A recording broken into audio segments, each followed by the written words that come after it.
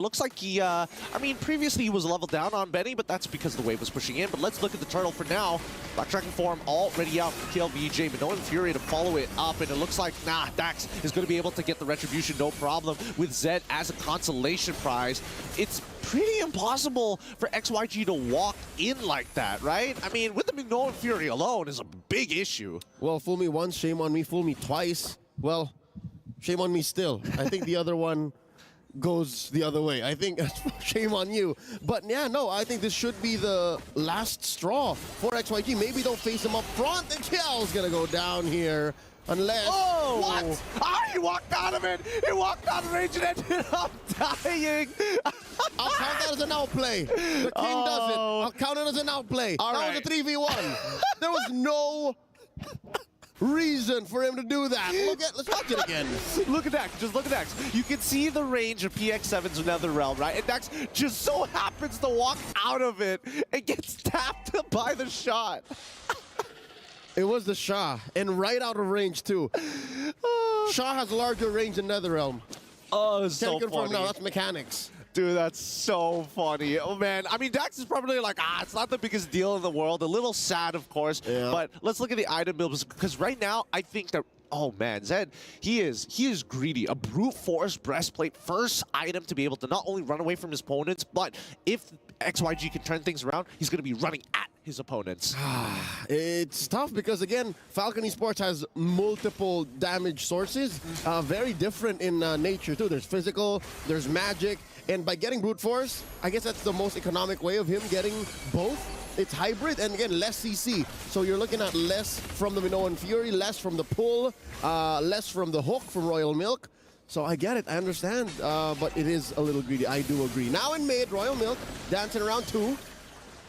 Their comp is so unkillable. I mean, just look at how minimal damage they're doing to him. And like, even if he does take the damage, he just walks down to the bot side of the map, heals back up to full, comes back to the neutral, and it's just like, I don't need a recall ever. I'm good. Let's go. Turtle here, started up by Dax. KLVJ watching from the bush. Wait. River control in. Oh, what? And then Zed gets pulled in. What's going on now? The interception from Falcon Esports. XYG just let it happen. They just turned a blind eye to it. Less of an intersection. I think Zed was just going the wrong way. Zed was just walking in, assuming he wouldn't get punished. I mean, he flickered out of there. I think they didn't read the situation right. That's the only way that we can explain this. You can almost see it in Zed's face. Like, how could I have let that happen? How could I have walked into Falcon Esports crosshairs like that? Oh, that's such a feels bad for XYG. And I mean, now with the lead and momentum that Falcon Esports has, you can definitely tell from where they come from, their region, they get real aggressive when they have that lead. And now they're the ones facing this kind of aggression. Again, folks, as a recap, in the finals of the China qualifiers, XYG swept their opponents. XYG swept KBG. So this here, this is the other side of the coin for them. Now Royal Milk, 3v1. Oh, Royal Milk, saved by PX7's Nether. Oh, Royal Milk, he almost made the mistake. Nearly walking out of it before the projectile connected. Again, this is the beauty of the double sustain comp coming in from Falcon Esports. They love doing this, right? They love having the NetherRealm. They love having motivational roar. It could be switched out for Florence, Do. It doesn't really matter as long as you sustain. And even without those supports, all of them have some level of sustain. Benny with the shields, Dax with the lifesteal, Royal Milk with the ungodly amount of lifesteal and spell vamp as well. 5-1, 6K gold lead ahead for Falcon Esports. XYG gonna struggle to keep this turret. I mean, they can fight if they want to, but they find the I'm offended flicker backwards, and it's too late. The Mignola Fury stops any aggression from XYG, and even KLVJ, he hunkered around for a little too long, and the NetherRealm is going to keep everybody alive. How many chain kills can you get? And it looks like XYG admit, okay, we're only giving you 2. We can't give you any more, man. Uncle, I call Uncle, and they back off. They're eventually gonna get the orange and that turret up top that they started. Odd how mid lane tier 1 hasn't been touched. Look, now just eventually they'll push. I don't know. I don't know what to feel about this game. I feel like XYG aren't playing that well this time around in game number 2. I think they did much better in game number 1. Something in game number 1 broke them. I think something must have snapped. Something changed because now XYG, they've been playing on the back foot since minute one. There were small outplays, small little mechanical, double two steps here, but Falcon Esports have been calling the shots. They've been setting the tempo and the pace, and XYG aren't ready to dance. Yeah, it's so true. I mean, let's look at the items first before we continue the subject, right? Because now we finally see fully completed boots from Lung. He was greeting out with the Haas Claw into the Berserker's Fury, and I think he's going to go into the Malefic Roar as his third, but it's kind of late now that Benny has the Holy Crystal, so he still can't win that 1v1 if given the chance. Yep, and the Radiant Armor and God Yang and Zed, sure, it'll help you from PX7 and Benny, but what about Dax and Royal Milk? Now that Dax is the endless battle too, you're playing with true damage. It's a little tough here, but let's see whether an inhibitor falls, right? They've got synchronized waves. They're all pushing at the same time. It's really stretching out XYG and E1. He's so low. Look, he's already down 50%. Here comes the Black Dragon farm because KLBJ needs to force them away to protect these inhibitors. They don't want checkmate angle this early on into the game, but Falcons one last wave up on that top side and maybe cracks it open. Yes, gets it open just in time, and now they back away. Checkmate angle set up. All according to plan. About 2 minutes until another Lord comes through with a contest from XYG far from the horizon. They can't even think of defending here because they have to watch out. You can engage. I mean, God, yeah, he tries to get on out of there with the Primal Wrap, ends up getting punished too with the I'm Offended, and that's going to be GG. Well played as FCON 1 has just landed. The crystal going to get cracked open after Dax gets the Maniac.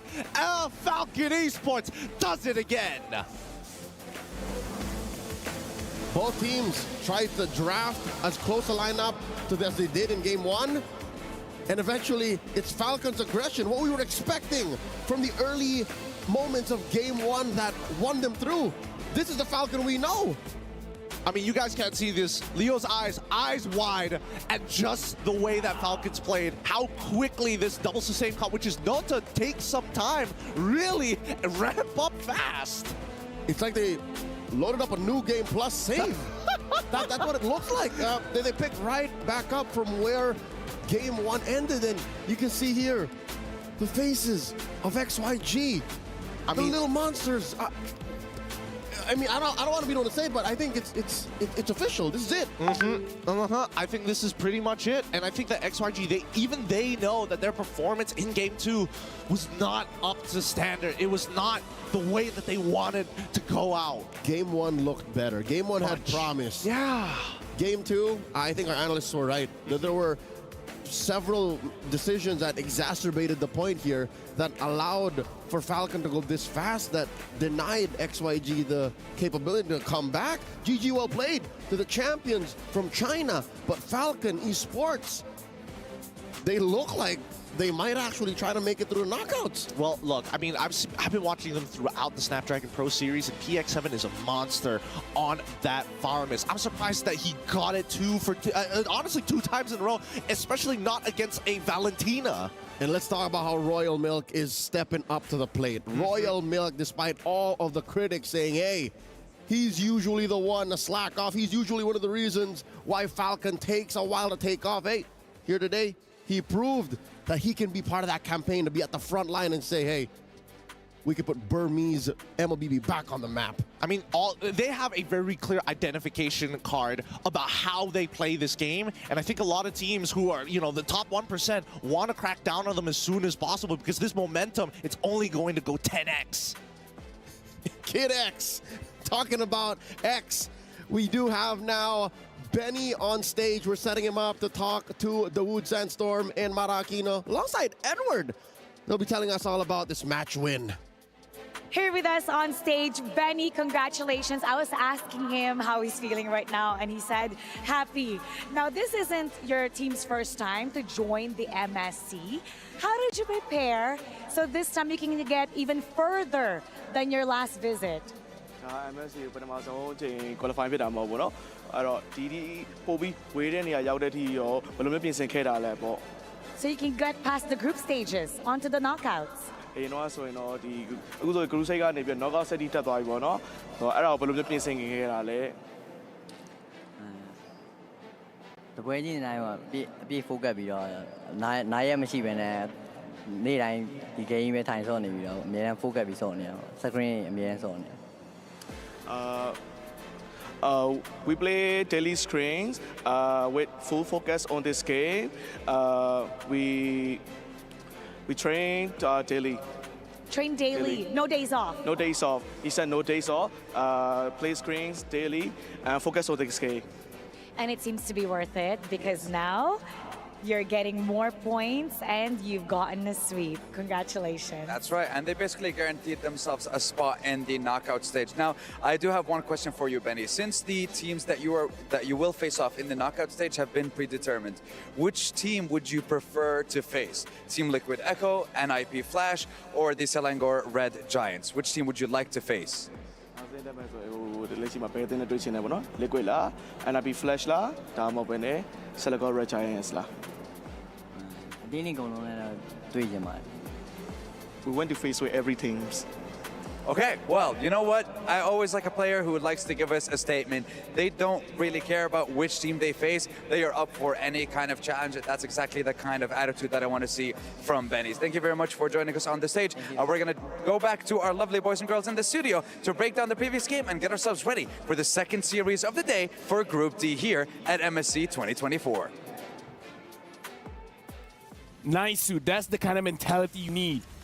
Right? It's like, who do you Or want to any face? kind of challenge, All that's of them. exactly At the kind of attitude same that I want to see time. At the from- same time. Just for three on one, I'd win. I'd win. I'd win. I'd win. Wolf. I'd win. Let's talk about this game, by the way, because Yeah. I believe that here we have an agreement that Bruno. this game is won and lost because of the draft. Oh. Yeah, and as we are watching the highlights, this is merely an evidence of what we were saying during the draft. Unfortunately, it was difficult. There was a time where we're looking at the items, Long as well as Benny were just battling out up top, but Benny was ahead for 1,000 gold over his lane matchup. Dax was essentially freely running across the map because of the Faramis as well as the Minotaur. If there was a Faramis, if he is about to die, Faramis ult is up. Actually, the only reason why he died was because he himself went out of the range of the Nether Realm. Yeah. He's You his know, worst enemy. Yep. Exactly. And then during Lord team fights or Turtle team fights, Yeah. the Minnow 1 Fury as well as the Minnow Motivation Roar was enough to sustain this Roger. So yeah, unfortunately, all that you've seen in the highlights are just evidences of what happened in the draft. You know what's weird is going back to the Bruno pick. This is an 11, almost 11 and a half minute game. Bruno was one of the marksmen where you would just need an item or two Yeah. to actually hit that power spike and pop off here, but I don't know. This is not a good showing for all the Bruno mains out there, and as you saw, he wasn't able to really get a kill, get anything. I mean, even with the Novaria pick. There wasn't any movement to the top lane. That's the thing with Edith plus Novaria. Very strong when it comes to just the mid lane, Yeah. but when it comes to rotating to other lanes, it's difficult. And they're also facing up against the Faramis as well as the Minotaur. You might not have seen it in the highlights, but during the game itself, and you can review this, the lane was frozen against the Novaria. For a long time. That's why the Novaria didn't have enough impact as well as the Edith because they can get out of their lane just because of how strong the Faramis as well as the Minotaur is. Crazy how even here in her astral form, the Minotaur is able to knock her up, and then damage full one coming in from Faramis. Yeah, that mid lane was frozen for who knows how long. While this is playing, we gotta talk about the stakes here because now having 2-0'd XYG, 2-0'ing Cloud9, the next matchup is going to determine whether they're going to the knockout stage or not. Because if Falcon AP Brands wins the next one, that's it. That's it. Yeah, that's it. Even with the tiebreakers, I think they had a great time because I think this game was 11 minutes and 23 seconds. Thank you, Floor. Thank you, Floor. Thank you, Floor. 11-23. What was the first game? What was the first game time? It was also pretty quick. 13-ish. Yeah, around there. Yeah. Yeah, very quick games. We should give the floor a name. For another time. What do For a time, yeah. maybe for knockout. Albert. I'll go with Albert. All right. I'll go with Albert. But for now, we gotta look at the Sony match MVP of this game. And you know what? The choice is all over the place. Like, this is an amazing showing coming in from Falcon Esports. Looks like he's gonna be Royal Milk, where Neil was talking about him a lot. There was this jump where he did the flicker. He gets the level 4 after quite a while. And KLVJ might have not expected that with just the flicker and the I'm offended was already enough. I think when you look at this lineup too, Royal Milk, Ruby back-to-back. Yeah. Even the Faramis back-to-back. You know, Yeah. we heard this now time and time again. Like, how do they keep getting these strong picks and utilizing them really well? Yeah. But that's just the experience that they have. I definitely agree. This double snag mechanic as well with I'm offended as well as the Shadow Stampede. Hard to move, definitely. So even makes it so that Fredrin is unfortunately not viable in that game. Both games, in fact. Here's the thing. XYG is likely to be eliminated. They have like, what, 1% chance of survival. But while we're on this, very quick one, I'm going to ask the analysts, how would you guys describe the play style of Falcons Esports after watching that game? Oh, they're crowd control centric. They're good with their box, and they're definitely late game centric. I think the only outlier is this previous game. One, yeah. But when they faced up against Cloud9 in the first game versus XYG, they really want to take it to the late game, and they want their crowd control. And it seems like sustain is key for both games that we've seen. Yeah. For me, I would say, you know, from what we've seen from the region before in the past, it's almost the same resemblance of that. They like to play very aggressive, but if they have to go to the late game and possibly turn things around, then that's in their pockets as well. But if they can finish in under 12 minutes, why not? They're the Combat Kings so far, right? 3 combat games. So I think we can crown them the Combat Kings so far in this MSC. And now we got to look at the STC play prediction results here. What did you guys see? We gotta check it out in terms of the numbers. 68% said that Falcon Esport was gonna win. 32% thought that XYG was gonna win. And I gotta say, who was I voting for again? You were voting for XYG. So was I. My bad. You opposed me. My bad, fam. My bad. Maybe I'm the reason why. You know what? My bad. It's on me. But speaking of which, for you guys at home, your opinion matters. Scan the QR code and let us know how we can improve our broadcast. What would you name our assets? Because the floor is now called Albert. Albert. Yeah. What do you call a telestrator? Albert and Bob. Bob. All right. The telestrator is Bob. All And with that being said, we're about to go to the second match of the day, which is going to be Falcons AB Brand going up against Cloud9. But before that, we're going for a short break.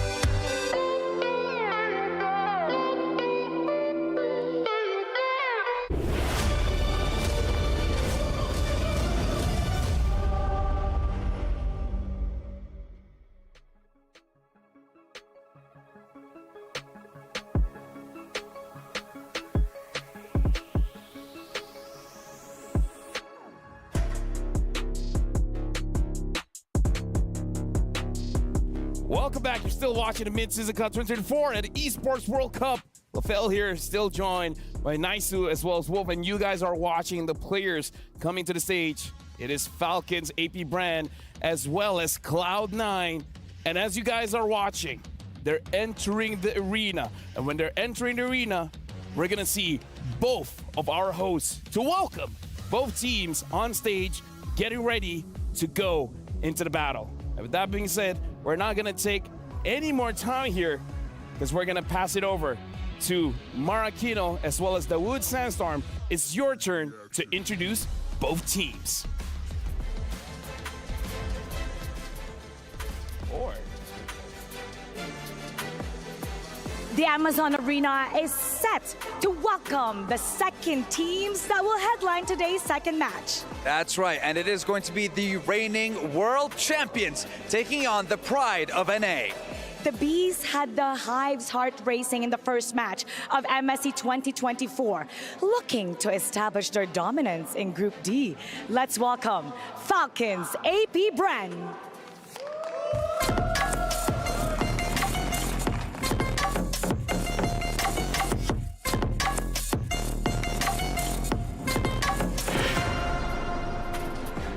Falcons AP Brand have a high chance of qualifying for their knockout stage after their 2-0 victory over XYG, and now their opponent waits to see if it's going to be another sweep or if we're going to have another upset or surprise today, Mara.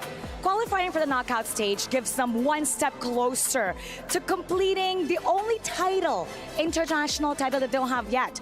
They've gone on a world tour collecting trophies, and the MSC 2024 is the only one that they have yet to get their hands on.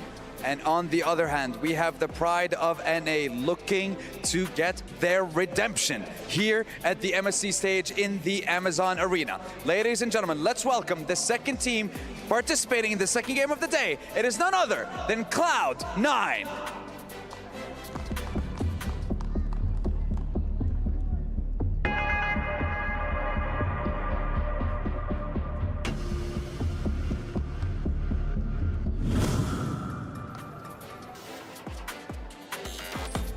This is Mobazane's comeback in the international stage. The first time he was introduced to the world, he captured the hearts of MLBB fans. And since M4, he's back for vengeance to show us more. And when we're talking about NA, they are looking to redeem themselves because ever since M3, NA has not been having the best time when it comes to international tournaments. And this game right here against Falcons AP Brand, the reigning world champions, would be one heck of a step to take on that road to redemption.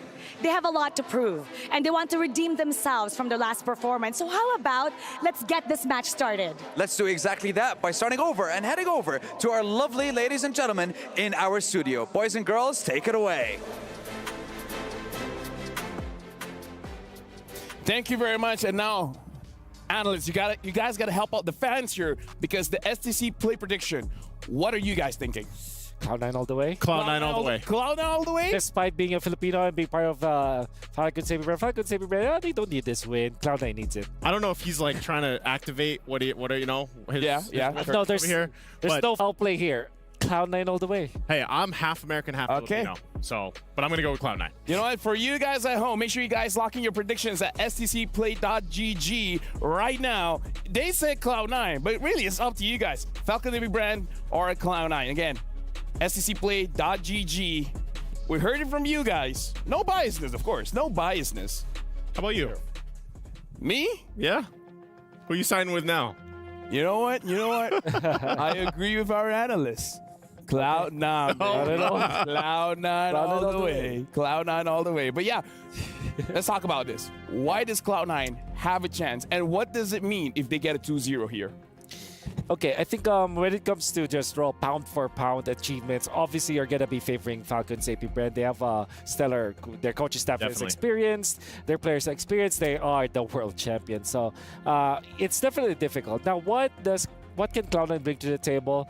Honestly, I think it's the understanding of the meta game, perhaps because of how Falcons AP Brand played before in the Yeah, finals yeah. of the MPLPH are gonna have some doubts because they gotta play very slow compared to what is expected in the metagame. Also, maybe this time Mobazane can bring up fighters instead of going for assassins and utility junglers. Maybe the fighters like Alpha.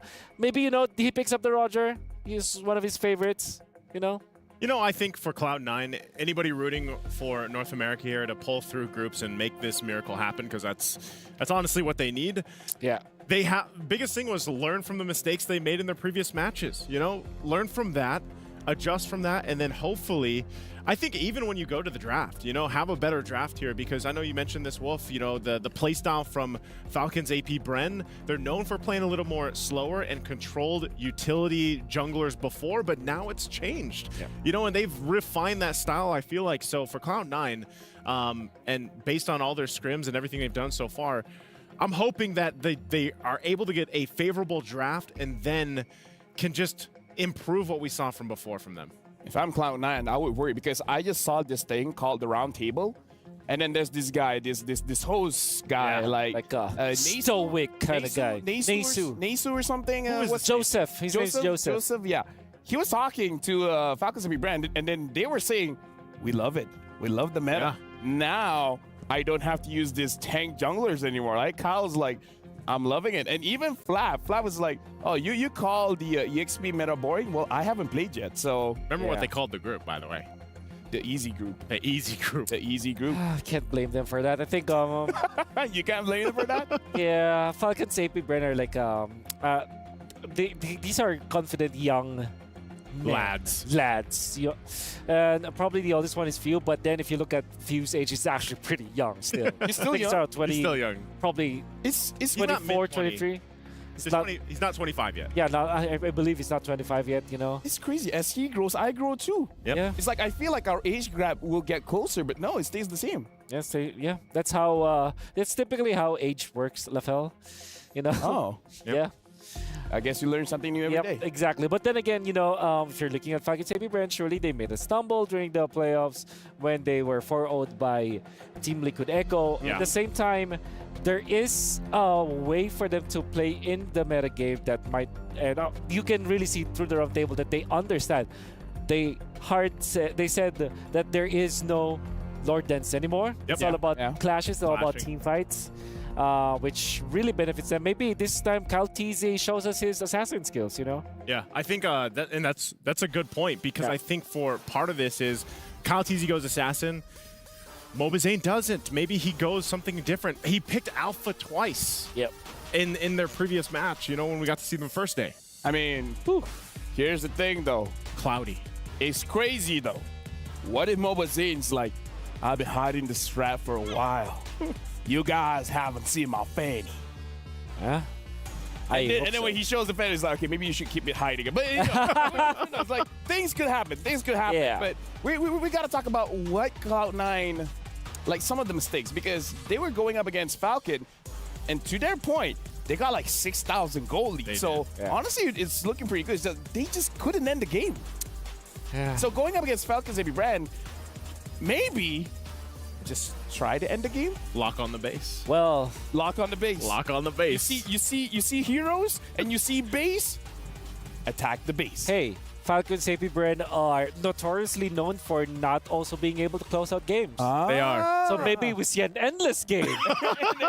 Maybe we go 30 minutes. Yeah. Maybe we go 30 plus minutes. Exactly. Okay, now it's your turn. Your turn. Your Wait, turn. It's my turn. How long does it need for the Lord to get the full stack of the penetration? Oh, I thought 10 there was. seconds. No. Like, how long in the game do we need? I think there was a figure that was like a- patches ago. I can't remember anymore. But yeah, there was a cap.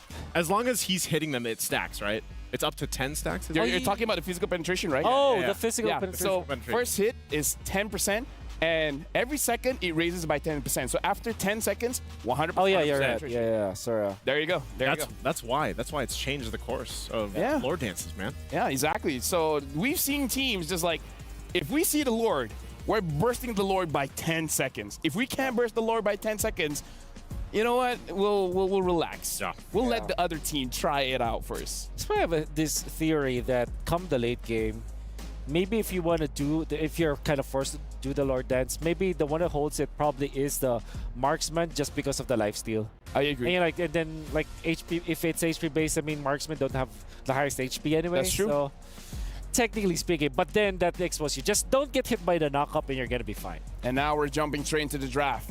Falcons AB Brand, blue side. Cloud9, red side. Falcon AB Brand banning out the Angela and C9.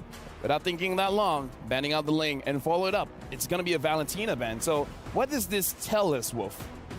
They want to go Assassins for sure with the Valentina ban. And I think they're respecting Marquide. And by the way, Marquide has been performing well. Like yes. I think he's not originally part of the C9 gang. He went there during the finals. During the finals, yep. The finals.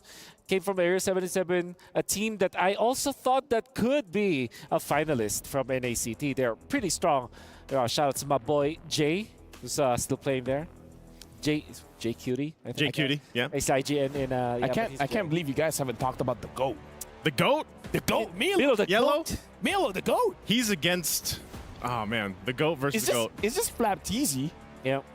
Yeah, it's just MVP of the M5. Yeah, it's just MVP of M5. He just has his own unique emote in the game, you know? Yeah. Did you guys see that picture going around with all the GOATs? Oh, what? Oh, I haven't seen it. Which picture? Like Flap was there, Coach, Ducky, Carl Peasy, and then I think they're like, Milo, you should be in the photo. Yeah, of course, yeah. Milo's the GOAT, Milo's man. the GOAT. I don't know what you guys are talking about. Yep. He's gonna pick Edith in there, and everything's gonna be fine. So now we see the chip ban. It should be a Lu Yi ban, It right? should be. Should It be. should be a Lu Yi ban.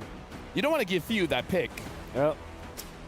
But then after that, what happens? Are we thinking a Harith, a Roger? I'm personally, for me, I prefer Roger at this point. Harith Yeah.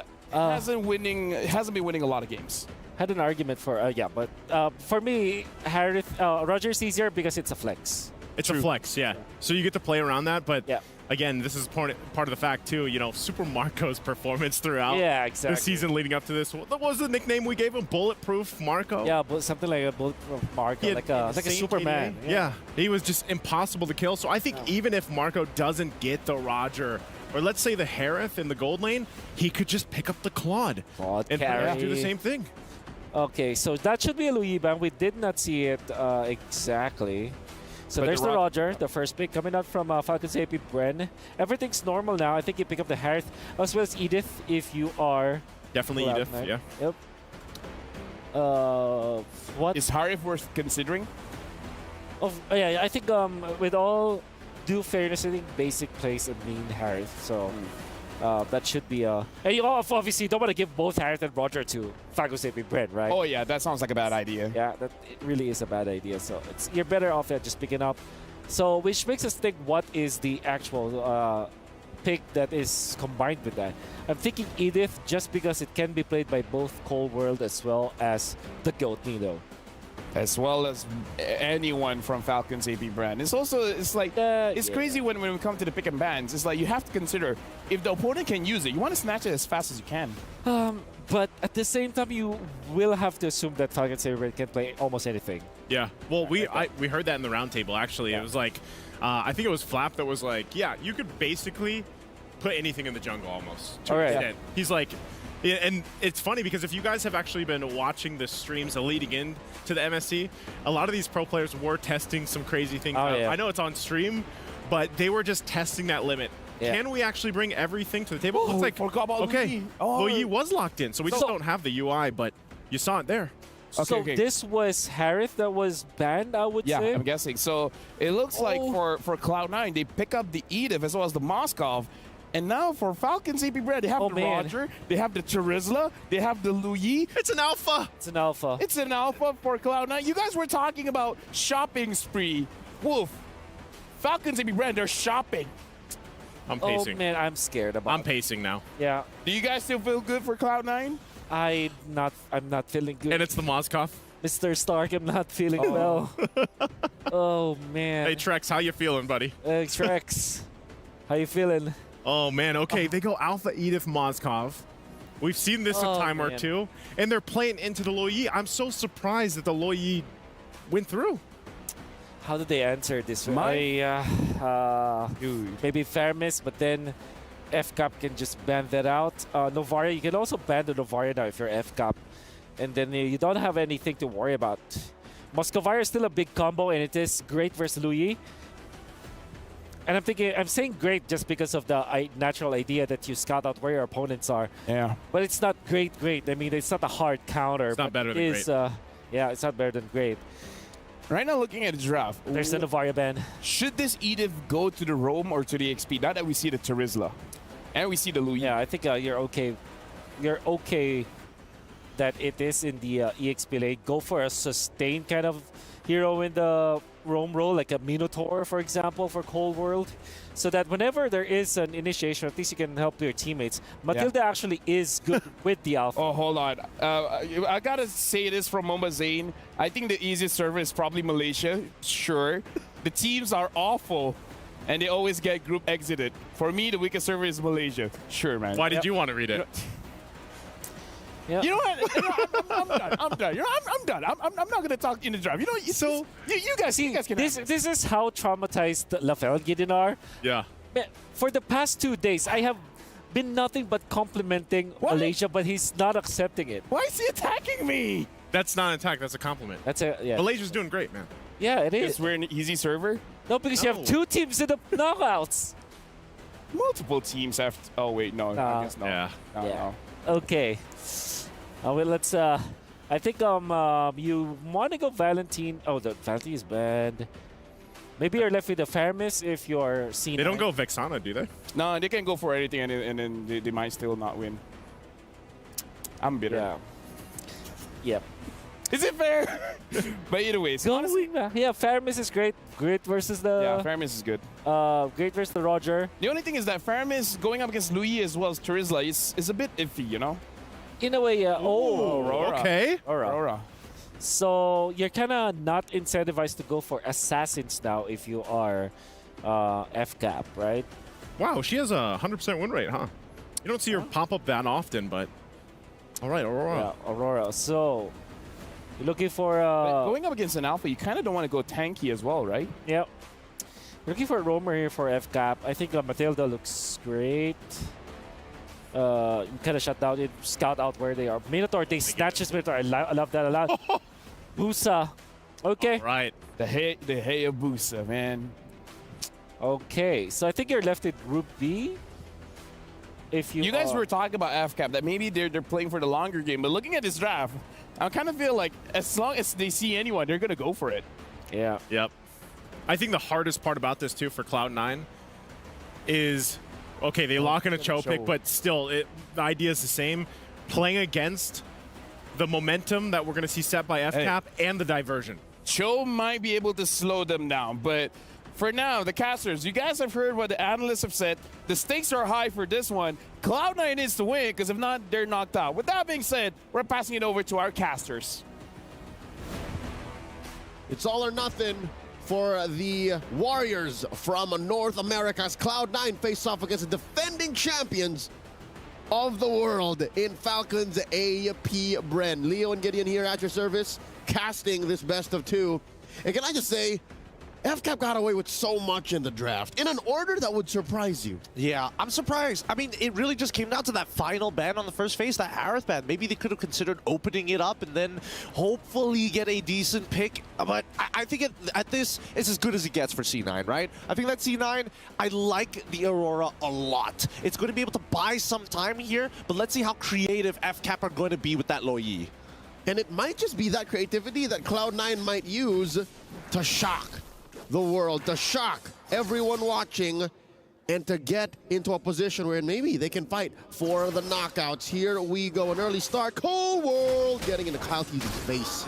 Forces out an early retribution, which is exactly what you want to see. But in the meantime, right, you can see that FCAP, when they receive a push, they're going to be pushing somewhere else. They're going to find other places to find small advantages. And that's a very early recall on Mark QT if he commits to it. But no, he needs to be around just to fight for Litho. Doesn't seem like this is going to be much of an engagement. Checking out the bottom lane here.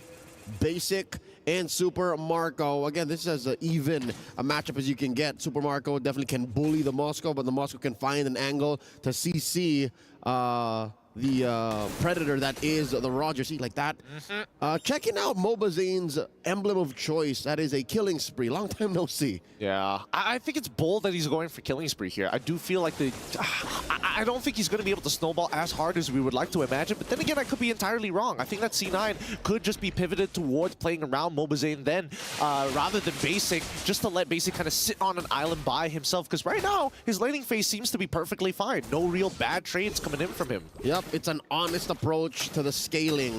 Cloud9 is going from 0 to 30 to 40 to 50 to 60, and then maybe jump the gun when Mobazane is ready. Turtle coming up in about 10 seconds. You can see in the minimap Kyle TZ playing around with his quad shadows. And is this right, Gideon? Can we expect for Kyle TZ to do this? A delayed take first on the purple and then commit to the turtle? Because look, I think Mobazane is rushing it. I mean, he could rush it potentially, but I do think that there is a gank opportunity on the top side of the map. But for Kyle TZ's sake, again, he's an assassin. The early levels doesn't really matter. And I think even Mobazane recognizes that, right? As long as he is keeping level with Kyle TZ, these neutral objectives honestly don't really matter as much. Oh, Chris, aka Cold World, looking to reach level 4. He needs a kick. There we go. It's online. It's a fair fight. Oh, wait. Mobazane turns around. He's not actually taking his purple buff. He's coming for the contest, knowing that Falcon's AP Bren are all around Cold World, trying to force something out from FCap's side. Great ult! It lands on the 3 targets. Can he steal Kyle? Finds the turtle. Minoan Fury gets the knock of a first blood. It's going to be Cold World who goes down as Mobazane takes out Flap TZ. Mielo ends up dying alongside them. 2 for 1 plus the big one. The SOD coming in. I'm sure it hit someone, but that's not a position you want to put yourself in the early game as a Moskov. One more look at the team fight. It would have been great. That Frigid Glacier from Mark Cutie was picture perfect, but the follow through, it was slightly lacking. And I think, in essence, right, theoretically, that's the perfect time to go in with the Spear of Alpha, maybe even jump in if you're bold, SOD in through basic, but the items just weren't there yet. The firepower wasn't present. The firepower definitely wasn't present, and I think more so, it's kind of difficult to lock down the Hayabusa without having the space to do so, right? You can see that Mark QT doesn't want to go further than he has to, and Kyle TZ can just sit back with the quad. This is the kind of situation wherein you look at the emblems and you see the difference maker, even if they were at relatively the same amount of items just yet. The war cry made the difference for Kyle TZ's basic attacks, definitely. 100%, 100%, right? That's why war cry is pretty effective on assassins. We're seeing Ling users pick up the war cry because it's just that good. In the early, it helps you get the extra 10, 15 damage per basic, which would eventually lead to the win. In the late game, don't get me started. It amplifies the damage all the more because you get the late game. I mean, so far, considering everything that has been happening here, fun fact, 73 unique picks already here at MSC. Like, we've gone through a good amount of heroes, and I think people are digging deep to try and figure out how to win on red side. Like, I feel bad for C9 because they need that 2-0, but they're starting off on the weakest side of the meta. 70 plus. What's the number? 76. 76. So we're approaching 60-something% of the total hero pool, which, by the way, Jushin is not yet a part of. So you're looking at the 124, 125. Second turtle right. Started up already. Less than half health. Cold World jump in and get the kick. He gets a really good kick. They can burst him down. Oh, it blows up. And Kyle, now he has to be a little bit careful. He doesn't have his bodyguard no longer. But Super Marco can clean up a fight if he finds the opportunity. A great play from Cold World as Flap TZ now just peeling away at Mielo. He's too low to be part of this fight in Cold World. He's got nothing left in the tank. So C9, this turtle dance, kind of looking a little different. Flicker forward coming in from Flap TZ to get the penalty zone, but it looks like he's out of position with no follow-up and a backup. Kyle only gets the double here. Pretty good considering how everything panned out for Falcon's AP Bren. That's deja vu for FCap. Another 2 for 1 now in the backline basic. He gets hit still. He dashes out of the way, but the dive is complete. The fast diversion from the side of Falcon's AP Bren never misses. A fast break from coast to coast they went, and Basic didn't see that coming. I mean, he tried. That's good news for Falcon's AP Bren, though. They forced the flicker out of Peter Bryce, and now there's another 2 minutes that they have to wait until Basic is at full mobility. Check out that replay brought to us by STC. Wow. All it took was an Oogie shadow kill, and the sudden burst on Mobazane, and if I'm not mistaken, Cold World, to turn that all around, to make sure that Cloud9 disperses, sends Basic back into his lane, and give them a false sense of security. All this while, Falcons EP Bren, we're thinking of the next step. I think it's totally fine that Cold World goes down there. I think it's really unlucky that Mobazane actually dies there. Now, Mark UT, he still has his passive. He should die here regardless, because Kyle, really great position of the Quad Shadows. SOD is already out, but I don't think Basic wants to get in there just yet. He's heading to the top side of the map where he still has the protection of that tier 1. But let's see Kyle, how greedy is he going to get? He tries to go back in, doesn't get it, but he does lose out on his retribution. All right. C9 putting their foot down, saying, you're going to take these turtles, maybe a few kills on us, but not my buff. All this while, Super Marco working up on that top lane tier 1. The map has shrunk, Gideon. Where does Basic find a farm? Oh, wait, sorry. It's actually 73 unique picks. I added an extra 3 on top of that. Okay, all right. Well, to be fair, there have been a few heroes picked up. Now, Zayn in trouble. Oh, my. Sky Piercer. Unlucky. Yeah, online. Sky Piercer is online. Dude, if that was the first execution, right? How many kills he had before that could have been? I didn't see when exactly he got the Sky Piercer, but let's see how this neutral plays out. Let's call it 2. Let's call it 2? Let's say 2 stacks now. All right. I think that's fair. I think that'll be fair. That's a free turtle for the side of Falcons AP Bren, and I think that C9, they've lost so much tempo from that one diversion play. Everything currently on the map belongs to Falcons AP Bren. Looking at it from a roll-to-roll, lane-to-lane perspective, what is the biggest gap we've got? Kyle, slightly up. Unironically, I think it's between Flap, TZ, and Mielo as of right now, right? Based on, I mean, Mielo is 2 levels down. Oh no, he got hit by the edge of it. No, the Vanilla Fury already finds the pick. Oh, and Few can now put himself in the front lines a little more. Despite this being a Luoyi, it can be a CQC mage. Start him young. Look at this father and son do. I would assume that they're father and son. Hello, enjoying the show in the Amazon Arena. It's great to see the families come together, especially showing their love for esports here. Now, let's see how this is going to play out, because Mobazane, he probably doesn't want to be there longer than he should. He still has Spirit of Alpha to get on out of there, and even the Frigid... Wait, that's a kill coming from Mark UT, and now they start to initiate. They get in. Phew, the next fall doesn't get out of there as Mielo is going to follow up to try and get as many stragglers as possible. He gets hit by the penalty zone, and then Super Marco finds one. Kaltizi's already godlike, but Mobazane says, no, I move forward. I don't back down. He never gives up. Oh my God, Cold World saves Mobazane's life with a flicker way of the dragon. Straight up martial arts. The kick into the spear, into the true damage from Beta. Cloud9 are here to play. They are not gonna bow down and take this lion down. Falcons AP Bren have to respect Cloud9's micro now. That top lane engagement deep behind enemy lines. Cloud9 showing up, man. What's the gap right now? About 3K, 2K? They definitely shrank that. They definitely shrank that, and they're back into this. Yes, they're missing a lot of structures. Don't get me wrong. It is still a tough position to be in, but C9 definitely showed that they have what it takes to win out in these fights, and Falcons AP Bren must respect them. Good news for Cloud9 as well. They give a chunk of those kills over to Mobazane. He's making bank. And yeah, they'll take whatever kills they can, but what is good to know for NA fans is there's 10 seconds left on Marco and Fuse Purify. So if somehow Cloud9 find a kick, if somehow Cloud9 find an engage off of Mielo, then maybe this could be a free Lord. But bad news is they spend a lot of battle spells. Look at all of those flickers on cooldown. I think they need to play around these battle spells, right? That's their big X factor from the side of C9. And Falcons AP Bren, they recognize it too. Oh, BOD for the side of Kyle. All right. That is a BOD, yes. Diversion in. Kyle TZ picked up by Few. Here's the fight.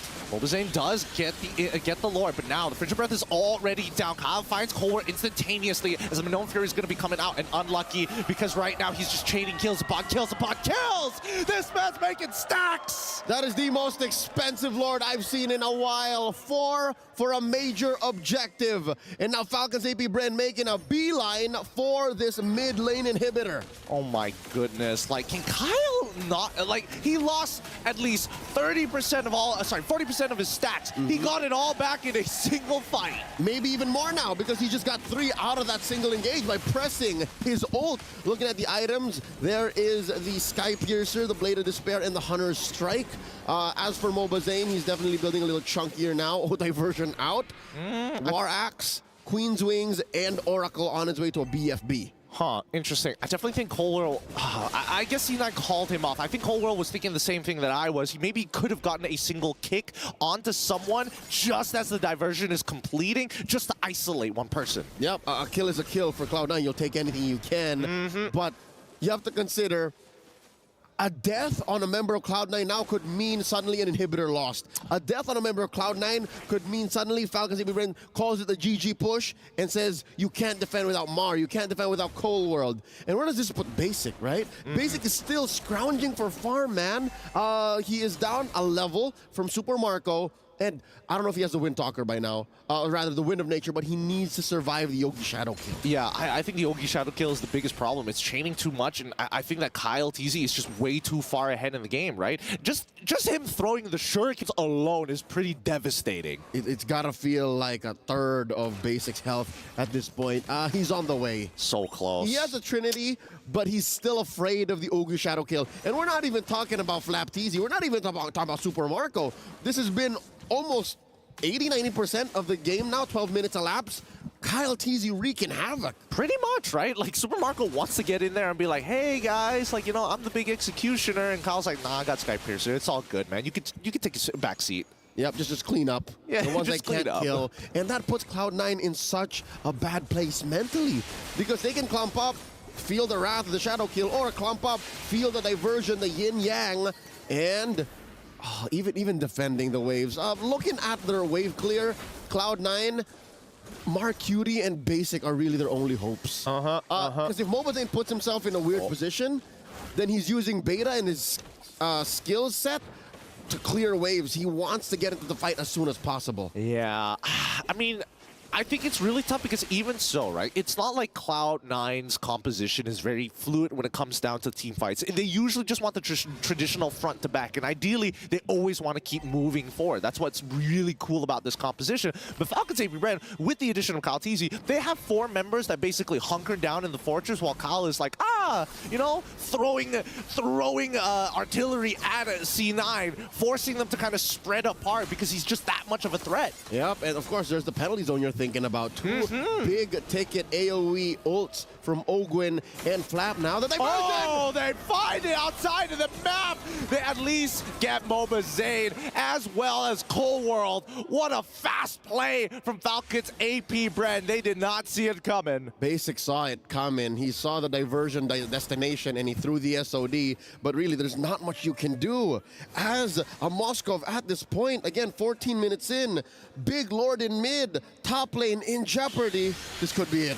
Oh, once again, they're going to be using Glacier very early on, but they're going straight for the Crystal. They're ignoring a majority of the members, and FCAP take this 1-0 against C9. Wow, Kyle, he is nasty. I thought it was going to be a Nolan game, but man, his Hayabusa is just as good. The fact that the Hayabusa can come in and out more fluidly than a Nolan can makes this dangerous. Again, I think between the pop-in from target to target, that might be Nolan's specialty.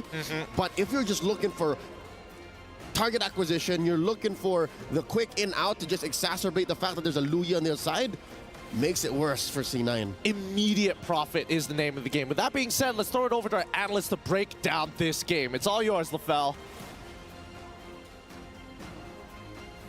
Thank you very much. And we're looking at the C9 players, and even they're trying to think, like, what do we change? Like, what went wrong? And I think we got to start with Kyle TZ here. That Hayabusa is nasty. Just like I said during the roundtable, or he said, I should say. He said, yeah. He was excited about this change, and he can bring the assassins back to the meta.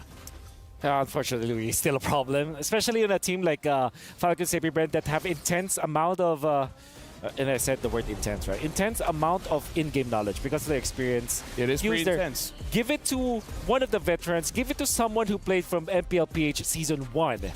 Give it to a 2-time world champion, my personal GOAT, Few, and he can make wonders. This teleport alone is like a he's just oozing with confidence. Well, eventually they did die. But definitely oozing with confidence.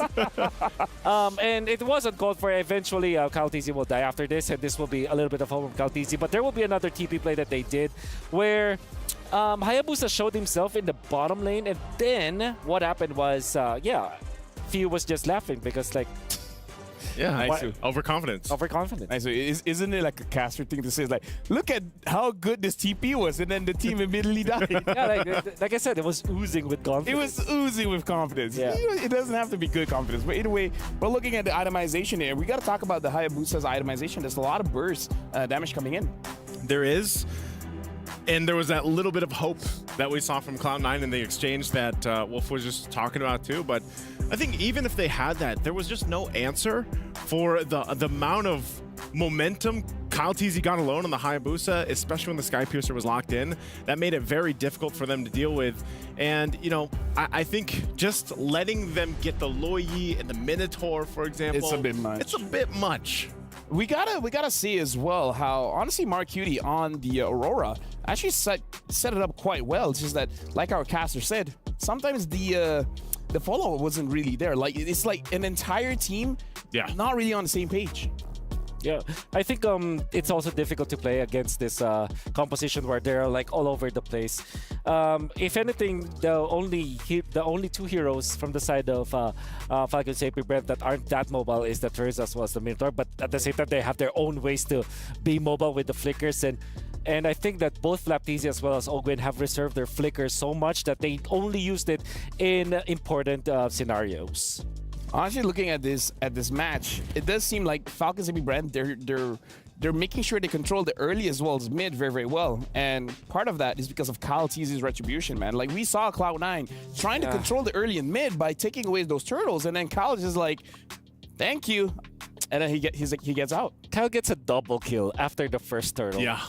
I think it's difficult to play right after that. And even if that wasn't a Hayabusa, like let's just say it was another assassin, it would have been the same result. Like the amount of pressure that comes from an assassin jungler with Warcry, mind you, getting a double kill plus those turtles, it's pretty devastating, you know. And they couldn't really deal with. I feel like once that was set, they were just constantly trying to catch their breath. I like that you're talking about how it doesn't matter the kind of assassins they picked up, which shows that his hero pool is wide. So even if you ban out the Hayabusa, it's not going to mean much. And now, Wolf, can you explain us a little bit more about what happened in the game with the Telestrator or with Bob? Bob will be helping us as this is another showcase of the patience as well as the in-game knowledge coming up from Falcon Sapi Brent.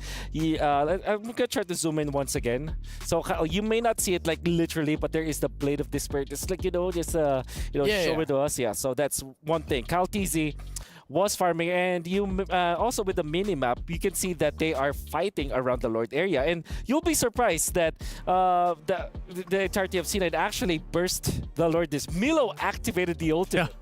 Yep, and this is because they saw the Hayabusa in the bottom lane. Eventually, they will have enough time to burst it, which is great. But then you can see the disaster happening. Freshly picked up Blade of Despair. Kyle TZ finds the angle to the backlines, gets Colward first, and then goes to the backlane because of how well used the Quad Shadow was. And then Milo was just isolated from the team. There's no protection anymore. And then Mobazane, despite getting the Lord, is going to be gunned down. The damage output from Kyle TZ was great. And what I'm trying to say in this particular clash is that Falcon Saber Brent knew their timings. The reason why they showed the Hayabusa in the bottom lane before the Lord fight happened, which eventually prompted the Cloud9 gang to burst the Lord, was because they had the teleport with the Luyi. Few did not show himself in the map. Obviously, Sirai didn't know that even when the Hayabusa was in the bottom lane, you could just TP the Hayabusa into the Lord fight, which was, I think, was insane amount of game sense. That's why I'm going to ask. I would love to get your guys' opinion on this. More value, is it Loyi or Chip? Still Chip for me. Still Chip? Still Chip. So I think still Chip. But yeah, I think they're both great. Just don't give it up. They're both devastating to the lineup. The thing is, if one gets banned out, the stock for the one that's left just increases so much. It 10x. I agree. I agree so much. But now we got to check out the Sony MVP of the match. And it's going to be Kyle TZ on that Hayabusa. So, again, honestly, looking at the game, how do you stop him? That's the only question. Like, even though you have a Cho, you have a Edith, but it's almost like, how do you stop him? Well, pray for the first Lord fight to go badly in their favor, which unfortunately didn't happen. I understand why they wanted to go for the turn. To be fair, Mobazane's decision making to go for the Lord. I think that is a good decision on their part. But at the same time, they didn't know that that Ogwin was already level 4 in this case. Oh well, they probably knew, but they didn't respect it. That's what I'm trying to say. The first turtle fight. Yeah, and for that, you know, again, when you're gonna go against this assassin, I don't know. Like, I'm almost just kind of scratching my head here, and I don't know if anyone else is, but like, for Mobazane, you're playing against Kyle TZ. He locks in this Hayabusa. You know that he's probably gonna opt for an assassin. Is Alpha the only answer that we're gonna see from Mobazane? Oh, you know what? That's actually a very good question. Like, now we have to see what other options the Mobazane have, but we're still looking at our MVP here. And again, I saw it was like a 13 KDA. Yeah. Like, Kyle TZ only died once, and that was an impressive showing on the Hayabusa. Now, gentlemen, we've heard your opinions, but I heard something special is coming up because both of our reporters, Steph Weezy as well as Eterna, they were able to talk with the coaches for both teams. So we're going to hear from both of them, but let's check it out. Hi guys, back again with me, Eterna, and with me right now is Coach Ducky. Now, Coach, a lot of people are wondering, and I'm pretty sure a lot of viewers are also wondering, how is your preparation with Falcons AP Brand this time around, especially coming against Cloud9? We don't really prepare for a particular team. We just, train to improve, our team chemistry, cohesion, and stuff like that. So just to answer your question real quick, we don't really prepare for a specific team. Yeah. Okay. Last question before I let you go. What is your message to Coach Midnight? Come on, man. Put on some show. All right. Thank you so much, Coach. We'll bother you later on again. But of course, we're going to throw it over to Steph Weezy. Let's go. Hi, I'm Steph Weezy. Anyways, listening to the coach, it looks like he doesn't have a specific plan for any of the teams. He just prepares a general plan, and then it works out for everyone. And to Midnight's like, come on, bring us a show. But you know what? Since Eterna threw it to Steph Weezy, you know what? I'll catch a throw, and I'm going to throw it over to Steph Weezy. All right, guys, we are backstage with Coach Midnight as his team is on the stage getting ready to go up against their opponent, Falcons AP Bryn. I got to ask you, Midnight, how has Cloud9 been preparing for this battle? A lot of scrims, a lot of watching of AP Bryn games, and just having fun. Having fun. I think that's one of the most important parts, often overlooked. Well, for you, do you have a message you want to give out to Coach Ducky? See you back in Manila. There you go. See you back in Manila. Cloud9, good luck on your guys' journey in MSC 2024. But what does that really mean? I don't know what that means, actually. What does that really mean? I'll see you back in Manila. Sounds aggressive, Midnight. It sounds very aggressive. Yeah, I think it depends on the time. Like, see you in Manila soon, or see you in Manila after MSC. Is he saying that both of them are gonna get eliminated? Yeah, that's what I felt too. Like it, right? Yeah, like okay. Yeah, I don't understand, but yeah, sure. Is that confidence? That is him putting on a show. Is that confidence or negative confidence? Where's the aura here? That's negative aura, hey, maybe. What is the theme today? Confusion. All right. With that being said, just letting you guys know, Midnight is a close friend of ours. You know, yes, shout outs to Midnight. Shout outs to Coach Ducky again. Both coaches are showing, I would say, charisma and enthusiasm for each other. But we got to talk about the games here for now, because going into game number 2 is definitely going to be an uphill battle for Cloud9.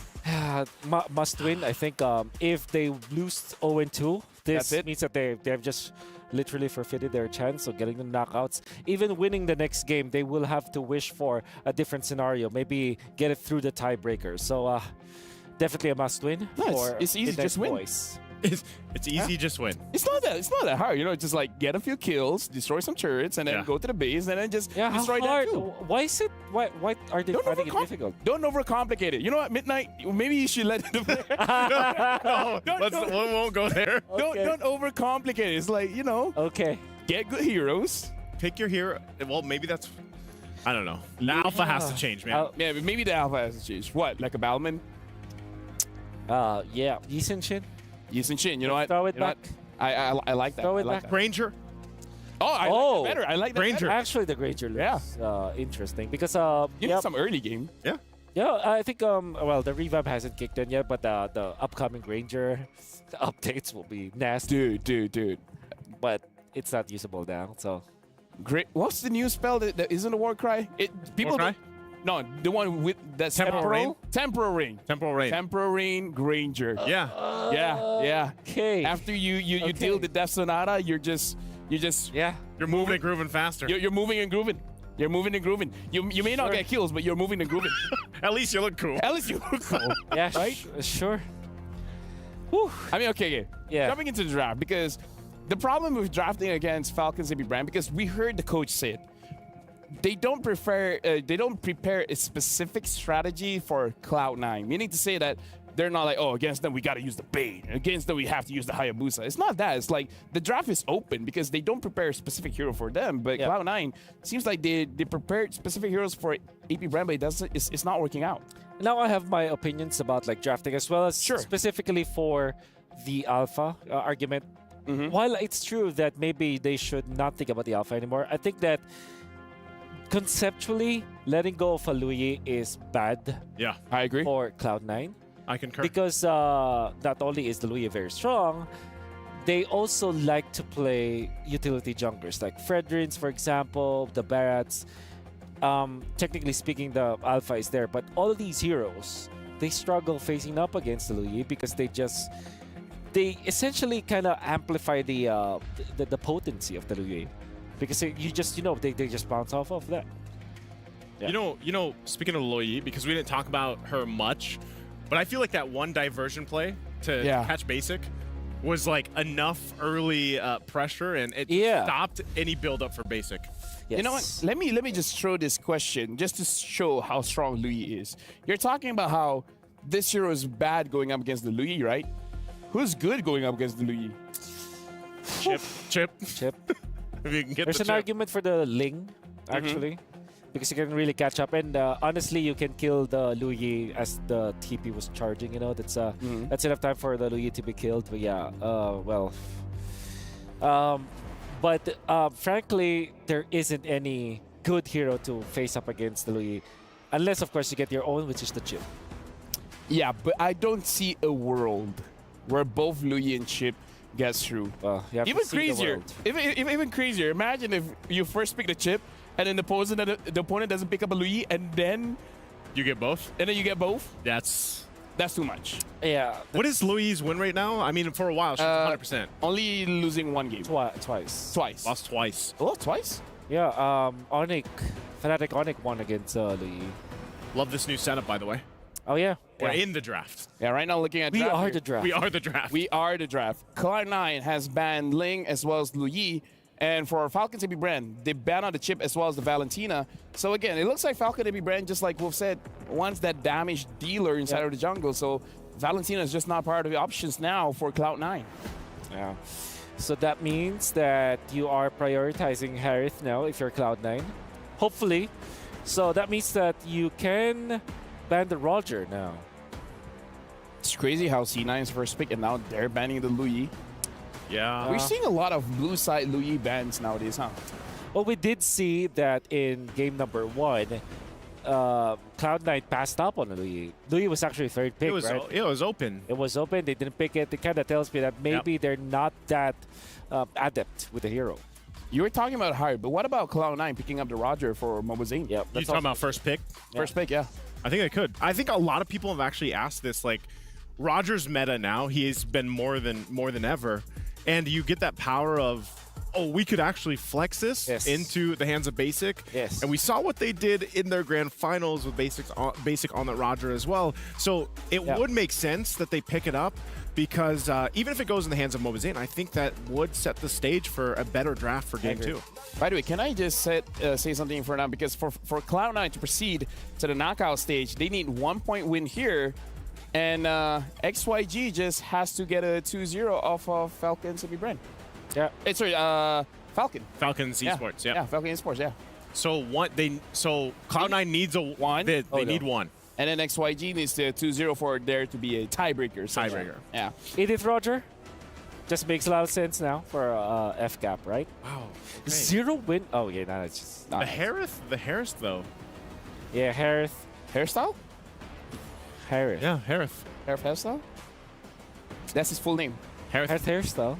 Harith hairstyle. Okay. The more you know. Is The this more- actual lore? No. Okay. All right. I know you've been, Well, Leo could confirm. I would Yeah, say Leo- the historian. The historian, exactly. Okay. I think yeah, Roger seems natural as a pick for Roger FCAP. Edith. Yeah, Roger Edith. Apart from that, what's the Valentina perhaps? Valentina Banned banned out. They banned banned out, them. Banned out themselves, but I think yeah, Roger just makes a lot of sense. And they banned out the Minotaur as well. Oh, there it is. Okay. Roger. Yep. So you go Terizla if you're Cloud9. That's great, and maybe, hopefully not Alpha. So pick up a mage here, like Yeah. a Faramis, perhaps? Or I a think- yeah, Farsi? Farum is great. Farum is right. Great.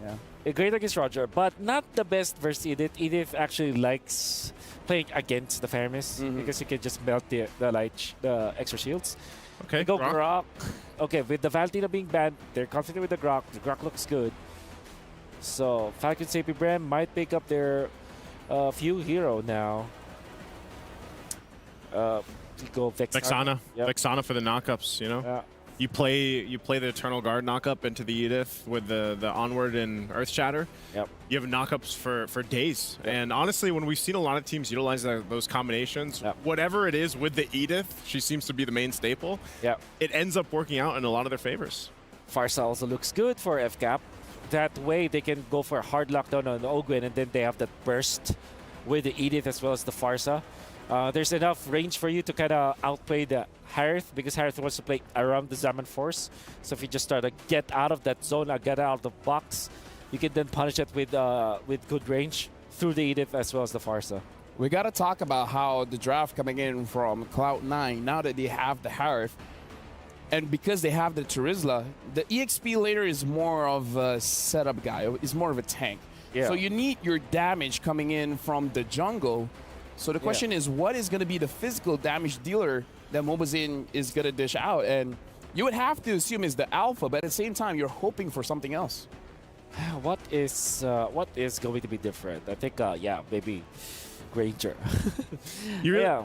There has to be. Like I mean, so far from everything we've seen from C9, it's only been alpha. Yeah, correct me if I'm wrong. So I think at this point, when you're down to we need this point, yeah, you have to change things up, because so far, a lot of these game plans from C9 have not worked out. And I know it's a tough task, because we're talking about the defending world champions here, Falcons AP Bren, and after game 1. All that C9 saw was that little glimpse of hope when they were able to turn that one fight around for them. I feel like Fighters is difficult now just because of the Edith, right? You want to stay around in the team fight, but then you're just getting tossed up here, you're getting knocked up there, and then imagine if the opposing side actually has a Vexana, and then I'm like shaking, I'm dancing, I'm terrified. Too much crowd control for Fighters in the jungle. So you know what? So Saber. Gorgeous said it. Oh, right. Gorgeous, yep. Gorgeous did say it. Saber. If eventually Falcon AP Brand picks up an assassin, I'm really liking the Saber. Like, unironically. Yeah, definitely. Like if they pick up Hayabusa, for example, if that is shown, maybe Fanny was picked up by Falcon AP Brand because they're that bold. Yeah.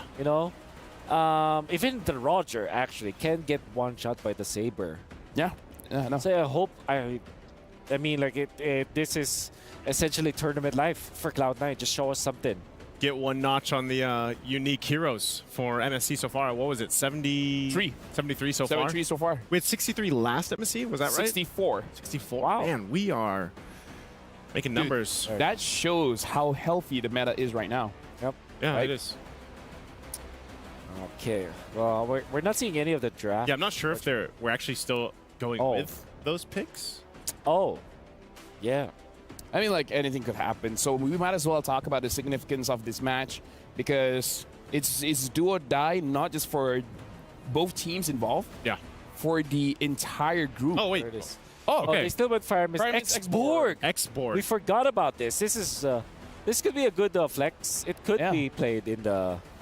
It could be played in the jungle role. He also played the EXP, but of course the Terizla was already open, so maybe Xborg is indeed the pick. Honestly, Xborg against Terizla is not a confirmed win, just because the Terizla actually has a lot of damage on the second skill, so that you can actually take down the Friaga arm. No, I mean like Terizla is already the EXP for. Sorry, I did. Cloud9, right? Oh yeah. So they have they confirmed the Xborg in the jungle. We have not seen most of the draft. Falcons AP brand picks Xborg. Okay. Oh, Falcons AP brand. Yeah, they pick up the Xborg. I wonder what that reaction is. Oh. Okay, wait. Oh, there's YSS? Yeah. Was that the reaction? We talked about it. Hey. We talked about it. Love it. He's just like, you know what? I love it. Send it. That I was love the it. reaction. We did say win or lose, we love it. Yeah. Yep. YSS. But this is gonna win. If not the Granger, the YSS. This is gonna win, man. You know what? Clip it. We called it first, okay? Yep. We called it. What are we calling it? No, we called the YSS. Yeah, we called that YSS. Like, I have his WhatsApp number. All right. It becomes an awkward conversation. I'm like, yo, when are you coming back in the meta? And then he's like, when did I leave? And I'm like, okay, you know what? You know what? Fair enough. You have Yi Sun Shin's number. Phone number. Gotcha. Yeah. Wow. Locked in. Yeah. So Cloud9 has Yi Sun-shin and Farsa, and Falcons they're the last pick in the Fredrin, so the Xborg is going to the EXP. So Oh, I love the Fredrin. you love the Fredrin for this draft? Yeah, especially going up against Harith. And there's, I guess the only problem here is the Farsa, but then you have Edith and Faramis together with your team, and then you have the Xborg that kind of, some players actually call it the bidet. The bidet. Yeah. You know what? With that being said, the bidet. I don't just know. to confirm, Flamethrower. right now the draft has been completed. Yi Sun-shin is here. I hope the casters are ready because it's your time to shine. Breaking news, Yi Sun-shin makes it into the Land of Dawn here, upping once more the unique hero picks in the Mid-Season Cup 2024. Gideon Leo about to bring you game number 2 in the second broadcasted game of this series. And just to address what our casters were wondering with, does Harith have a last name? Does Harith have a last name? Harith Styles? No, he does not have a last name. Does he? He is just known as Harith. Is he just a species? No, the species is Leonin. They refer to him as Lieutenant Harith under the Monian Empire. Lieutenant! Yep. Interesting. He's a officer in the Monian Empire's army. Interesting. Okay, did not know that. Yeah, did so not know that they at just all. call him Lieutenant Harith. They just call him Sir. Sir Harith. How you doing? Good to you. Yep. I mean, when we talk about this draft, with the fact that we see Yi Sun-shin is already very, very impressive. I'm not so sure if Cloud9 was ready to bring out the Yi Sun-shin though. I mean, I felt like, based on the lip reading here from Coach Midnight and Moba Zane, he probably gave him a bunch of options. He's like, you can play what you want, but here are some of the options that I'm thinking. So and so. So and so. And I'm thinking that it's Yi Sun-shin, Granger, and to a certain degree, Julian. You're right, the Julian was open, but I'm thinking, hey, if those prior 2 choices were legit, the Granger and the Yi Sun-shin, why not the Bane? That's the thing, right? I will admit, the Bane would have been very interesting to see, and it definitely disincentivizes Kyle to actually play the only other assassin available, technically, which would have been Nolan, right? Yeah, or even the clumping up through the Faramis. You're totally right about that. But I mean, they've got answers, right? They've got the penalty zone, they've also got the Farsa as well. Hopefully that's not too much of an overkill, but at the same time, hopefully this Yi Sun-shin will work, because I'm scared that it's going to come to a point where it's like, it reminds me so much of the previous meta. You want to be farm heavy, and then Fredrin casually walks in, level 2, steals away 1 camp, level 4, comes back, steals 2 camps, level 8, takes your entire jungle. And what are you going to do about it? Yeah, what are you going to do about it? What's interesting is the way Cloud9 is looking to inject a new flavor into the current metagame that is still, I think, at this point, developing. You're now inputting global presence via the jungle. I think the only real global presence we have now comes through mid and Rome, if I'm not, like, sometimes you still see Rome Angela, right? So you have Loyi, you have Angela, you have Florin. And now they want to go like, all right, maybe we can go for the Earth Shocker, Mount Shocker, rather, and see if we can use that as a way to influence team fights across the board. I think that's fine, right? Like, as a utility ultimate, you're not using it as a means to an end. You're just using it to kind of identify where your opponents are. Are they setting up a dive? What are some of the motions they're making across the map? You can even delay the motions because of the free information it gives you. And the slight slow. Oh, no, they took out the slow. Yeah. See, it's been so long since Yushin has been in the meta. They've changed him a couple of times, and we didn't even notice. We didn't even feel it, except for those Yushin mains. Yeah, Yushin mains. Like MOBA Zane. That's the one that he was known for, right? He loves those marksman junglers. And I think, you know, in this game, if he is able, well, I do think they still need, quote-unquote, a tank buster here. And I think by the time Yushin gets to that point of tank busting, DHS, like it's so far down the road. I mean, I'm thinking that Mielo, he already has a hard time, but he has by far the most important job in the first 5 minutes of this game. Yep. Again, not just them, not just Mielo, not just Zane, but all of C9 have to be on the same page, because that might be one of the main points of what made game one seem so one-sided. That's why it seemed like FCAP were always just right in C9's faces, because it seemed like they weren't communicating as much as they should have. I suppose, I mean, we did hear from Coach Ducky, there's like, we don't prepare for anybody, we work on cohesion. And I'm like, it's us, it's about us. Yeah, it's about us all the time. And I'm thinking about it, I'm like, wait a minute, where else have I seen this before? Who else is just talking about like cohesion, not really preparing for anybody else? I'm thinking about SRG, who has, we have a great bond. That could be associated to cohesion too. You can also now bring up Falcons? Liquid Echo. Oh, Liquid Echo is also a good one. Just says, even Carly says, I'm happy when I see other teams lose. So that means they don't care about what other teams do. It's all about their tempo. It's all about their aggression. Now, after a quick sweep of the current metagame, I forgot to name a couple of other possible global ult heroes that are currently in the metagame. Moskov, SOD, and the shortcut on Lechip. So there's a good chunk of universal ults that are in meta now. I mean, there's also the Xavier with the DNS. Oh, sorry, DNL. Yeah, that counts. Yeah, that is global. It is global. It go. stretches across the entirety of the map. You know, gives you that free info. And he has a very good win rate despite not being 100% in contention. That's true. That's true. He's a acquired taste, but if you love Xavier, if your team plays Xavier, your team plays Xavier.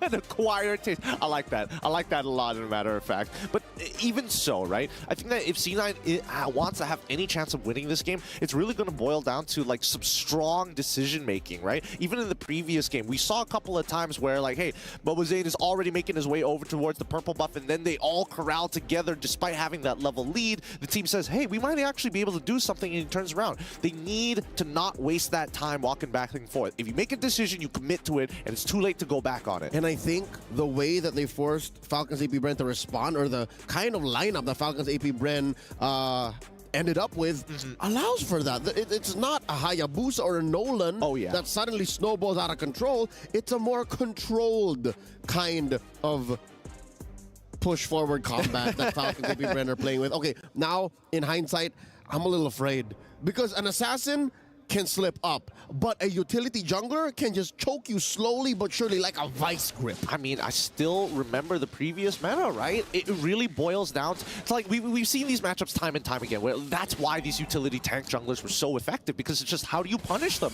You have all this damage, you make a mechanical mistake, and I can just eat the damage, make a mechanical mistake, and still kill you. Which makes this a scary thought. It's like the metas of 2023 and 2021 are clashing in one matchup here in Game 2. Falcons AP Bren versus Cloud9. Here we go. MOBA Zane secures both his buffs so far, while Kyle TZ is still trying to get his. I mean, he is power farming, right? He is quickly trying to be as efficient as possible, leaving the very small camps to pick up later on, because he knows that Falcons AP Bren, they want to get aggressive here, right? And MOBA Zane wants to be ahead of the curve, which he is right now. Currently about 200 gold ahead of Kyle TZ, who is taking his sweet time. Both junglers now working on small camps, but mind you, Kyle TZ is still behind, folks, despite... basic. Oh, man, Super Marco was playing this lane perfectly. He's got a slow push on his side, even throws out the taunt, knowing that he's basically won this lane. Like, basic, he's got to land a really good Synchro Fissure. Yep. And we'll check in on mid now. There you go. There's the Mount Shocker. Able to check in on everyone, Flap TZ. Putting down the damage on to Mielo, the GOAT. And finally, they're at level parity, but still XP lead on Mobazane. Yep, he's been able to clear out pretty much all of his camps in, honestly, quick fashion, and even picking up on the gold crab, well, technically river crab, on towards the gold lane instead of passing it over to basic. They've made sure that Mobazane is going to be scaling really, really quick, and I think that's a good idea, but that's on the assumption that their laners are going to be all right, and considering basic's current standings against Super Marco, it's not looking good. Check this out. Falcons AP brand everywhere right now. All 4 members here. Oh, there's the Earthshatter onward. Oh, he flickers away. Penalty zone's on top of it, but that just means that he's going to get just run down by Flap TZ. Even the Feathered Airstrike kind of in a weird position. They needed to make a call there because for sure you could see that Mobazane didn't really want to be part of that fight anyways, so they should have just backed up. Maybe slow it down, I guess, but when you're at 50% HP, it's too dangerous. The question is, where does that leave Mielo? Was he necessarily supposed to stand around there? Did he want to put up vision? Did Mobazane need it? I suppose he didn't need it at all, to be fair, right? He just needs to make sure that they can slow down Kyle and make sure that MOBA has tempo, which I think he has right now, but at what cost, right? Yeah, there's a stolen small camp away from Kyle TZ. And they do win the Little Wanderer, so that's extra vision, extra mana, extra move speed alongside the river to continue Mobazane's power farming, which is now put him in range of, I'd say, maybe 300, 400 gold away from a War Axe. Yep, and he's picking up, like, farm from the mid lane, too. Like, they are supercharging him right now. They are injecting him with as much gold as possible to get him to where he needs to be as soon as possible. And I think that, even so, right, Mielo has taken too much damage. Now, the only way you can really get that big surge of gold is when you start invading your opponent and steal away their resources. And yes, Mobazane does have tempo on Falcon's AP brand for now, but the side lanes cannot back him up on the invade. Nope, he's on his own. He's in that little chamber, ready to pop out like Weapon X maybe after 4 or 5 minutes from now. There's the War Axe, but he definitely needs one more. I think he needs one more to really punish whoever comes in. And there's the Mountain Shocker checking in. How's everybody? Where y'all at? Okay, I can take this purple and then maybe contest, but knowing what Cloud9 is going through right now, what they have on the board, I don't think they'll even fight for the second turtle. Yeah. I like the way that Falcon's AP brand are dealing with the Mountain Shocker, right? Because, oh, wait, hold on. Simon Force has already been popped. It's 2v1 up on that top side of basic. He's trying to get on out of there, but he's getting a little low. Ogren, again, plays it really well, but here comes the cavalry here as Mark QT is able to find the trade back. Super Marco, honestly, kind of beating out his friend just to get a free kill. Yeah. Still, I think that's a win for Falcon's AP brand. Oh, no, Super Marco! Taken down, and down bottom, the trade. Yep, and we're seeing trades all across the board here. I was about to say hold your breath because Mobazane and the rest of the gang are coming up to that top side, but they will get that tier 1, and in the meantime, Kyle gonna quickly run up and hopefully save this tower. Nope, unless Kyle TZ coming through, looking for the charge. Uh-oh. There's the stun. Fuse in trouble. All right, gets away from the Appraiser's Wrath at the very least. Mobazane still alive. Mountain Chakra to reconfirm positions. In view, he cannot let go of the left stick. Mobazane now in some trouble as, oh, like it pounces as well. Super Marco finds it. Great microwave from Falcon's AP brand. Whole world maybe 2 or 3 seconds away from a response. He does not have the wild charge, so not much he could have done to save his jungler. Now it's Kyle TZ's turn to dig into Mobazane's farm as there's a turtle spawning in about a minute. This puts Falcon's AP Bren up by about 1,000 gold. That's what happens when you shut down Mobazane's power farming. The fact that he hasn't been on the map for like 20, 30 seconds means that the lead for Falcon's AP Bren will slowly balloon up, close the gap, even push him further. I mean, let's think of it this way, right? It's like music. He's 2 steps ahead, but now FCAP, wait, hold on. Full world, no, still gets it. I mean, Mobazane is still making sure that he is still on top of that retry. He is a full level ahead and make sure he says, hey, get out of my jungle, this is my property. But as I was saying, it's all about that tempo, right? C9, we're 2 steps ahead, and then with that 1 kill on Mobazane, they fall back 1. Here's another Mountain Shocker. Checking in on positioning. Wall charge! It hits on towards Ogren's side. Earthshatter doesn't connect as well as Basic leaps past him, but away from the Salmon Force. The key doesn't slow Ogren down. They do lose that tier 1 regardless, but even so, at the very least, they don't give another kill over. All right, FCAP on the defense up top. Oh, so Marco, interesting, turned into the Lycan. Didn't think he wanted to pounce there, but I also think that Super Marco wasn't expecting that many people to show up. All right, for the first time in this 6.5-minute game, looks like Cloud9 are looking to ready themselves up for a turtle fight. unless they want to pick off first in mid. Ogwen walks into a bush. Yeah, Kohler's got to get out of there. FlapTZ has been having the time of his life with Mielo, really abusing him there. Oh man, he's getting, as soon as that heat gauge is maxed out, he's getting chunked out. But the real question is who is going to get this turtle. MLBB doesn't have to contest for this, but then again, there's nothing in his jungle to farm. He could try, but he's walking away, wants to be able to create some distance here as Falcons now going to put their attention towards the top side of the map. Oh no, Mielo's in trouble. Earth Shatter. Yep, and even the Praise's Wrath coming out. Penalty zone as well. I would say that recalling at this point of time is worse than dying. You just lose so much more, right? Last Insanity gonna come out from FlapTZ. He's totally fine. They're fine. Forcing out a DPZ from Mielo. At least he didn't have to use his flicker. So a defensive rotation from Cloud9 right now. Cold World gets Gogwin. Oh, okay. I mean, I wasn't expecting that to happen. Cold World committing a lot of his spells onto the Edith, who hasn't gotten out, and better yet, very good from Ogwen's side. Not losing his cool. He just didn't even bother to flicker. Just, Primal Wrath, get out of there, stretch my hands, do some cardio, get back to what we're good at. You mentioned cardio. I think there's a lot of cardio happening right now, meaning a lot of movements with really no violence, right? No payoff. Again, sending him home is the best case scenario. And so far, Falcons AP Bren, despite there being more of a basic, forcing out a last Insanity from Flap. Oh, they could have punished there, but luckily Flap preemptively going for the flicker, knowing that he's in range of the Feather Airstrike. Is Kyle looking for an opportunity to punish basic. The Praise's Wrath is good, but Super Marco does not want to dive in just yet. Mark QT holding the nuclear option at bay. Again, cardio. They're just jogging around each other, moving around, playing footsies, forcing out a response from Ogwen. The flicker already spent out. Lord coming up in 30 seconds. To be fair, even if Falcons even are looking at a 2,000 gold lead here, and again, the map looking mighty red. So far, they can make their way towards any objectives that they want without much of a punish from Cloud9. I think this Lord is contestable.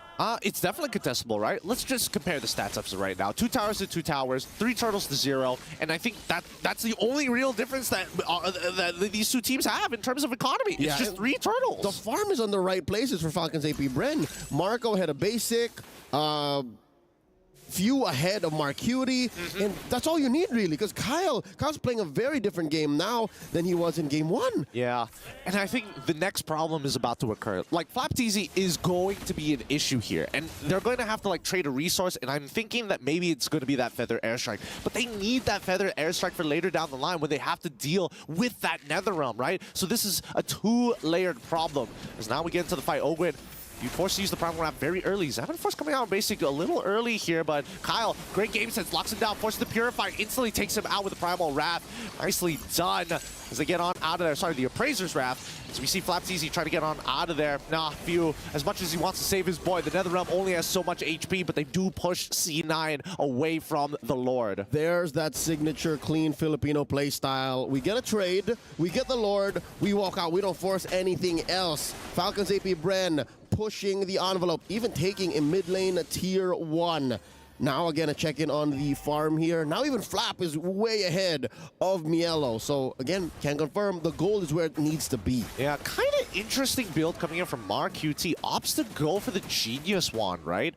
Genius Wand on top of Sork Shoes, and then goes for the Blood Wings. We haven't seen Genius Wand in a while. Is it necessary in this case? I feel like maybe in the earlier stages of the game, he is 1-0-1. I don't blame him, but I do think that maybe even a Lightning Truncheon might have done him a little justice, but now this is what we were expecting to see. Falcons AP Bren now becoming the hydraulic press, slowly putting the pressure on C9. Yep, the vice grip on these resources that's going to close the gap between MLBB and Kyle TZ.